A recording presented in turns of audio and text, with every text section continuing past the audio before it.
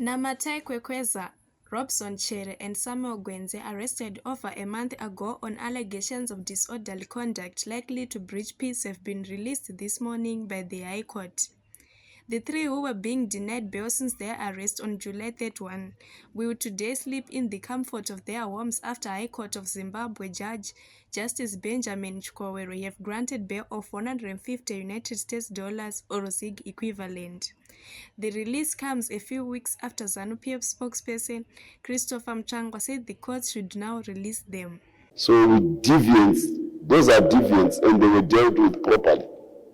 And they failed, and we are very happy that they failed, and they will never succeed again. This was their last misbehavior. They will never get another chance again, because now they know what happens when they try to behave in a certain manner. And I'm sure there will be a good reason to free them up soon afterwards, because there's no show to disturb.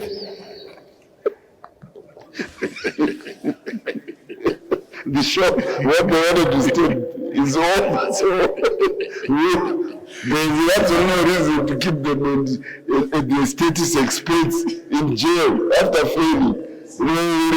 We reward their failure by giving them their freedom. But there is nothing to disturb anymore. Any other person? So I'm sure in the wisdom of the Minister of Home Affairs and the Minister of Justice, there will be a good reason to make sure that they are free.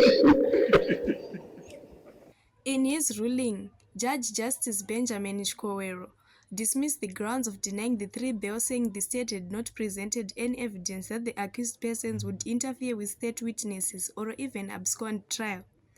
The judge noted that one of the accused persons was reporting to the police already in compliance with bail conditions in another unrelated matter. Okay, so the appeal in respect of Namatai and two others was set for hearing today. So we appeared before the court, and the appeal was dealt with, and the appellants, Namatai, Robson and Samuel, have been granted bail. Our appeal succeeded, so they should be out by the end of the day. What's the court bail condition? Well, they reside their addresses, which they gave to the police, that they pay $150 as bail sums, and that they continue to they report every Friday of the month end, once every Friday. Yeah. As Namatai Kwekweza and the co-accused walked out of remand prison, there were other developments at the magistrates' courts where the Triple C leader Jameson Timba and 76 others were acquitted for gathering in a public place, with Magistrate Colette Ncube ruling that Timba's residence is not a public place. He, however, ruled that on the second charge of unlawful gathering, they had to be put on their defense.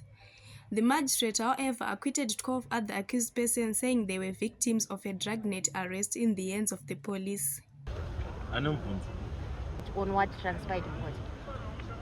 Yes, I'm just coming from the court hearing for the Avondale 78. As you might be aware, it's been coming almost 80 days now. I consider it as a miscarriage of justice myself. It's an abuse of the court system, clearly a politically motivated case. So on the count with regards to the location, whether is it a public place or not, the court was very clear that the house which belongs to accused person number 1, Honorable Jameson Timba, is definitely a private place. So that issue, whether it's a public place or not, is clearly beyond reasonable doubt. So this second count around that has been dismissed. Then the first count, which talks about gathering, maybe in order to plan something disorderly conduct, that's the one where the prima facie case has been established. But also, the court has separated some of the accused persons. A few of them have been allowed to go home today because the state could not prove whether they were part of that gathering or not, because they insisted in their defense outline that they were caught in the dragnet and they were outside the gathering, or they were caught along the road, or on their way to their bondel shops and so on.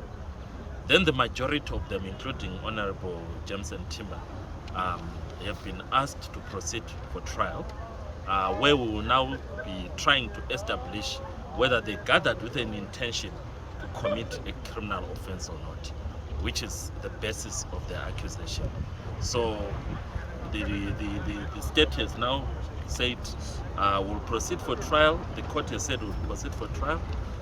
One of the key issues that has come out is the local inspection, where people need to go to the house and see what, because when you're arguing in court, you're arguing before a magistrate who has never been to the place. So it makes a big difference when you go with the magistrate to the house, so that what the witnesses are saying in court, and the magistrate is able to look on the ground what it is like. It then helps the magistrate to make a clear opinion about the evidence that is being laid. It's called a local inspection, where you go there. That's where we are at the moment. Court has stood down for Korapas 2, so that the state can also follow up on the police and others who are involved, because you don't just go to that place, you have to have police escort and all those kind of things. So at 2:15 we are going to reconvene to hear when the local inspection will be done. It could be done tomorrow, it could be done later, but it's a very key component in the defense case. Thank you so much. Reporting for HSTV News and Current Affairs, Constance Zuni.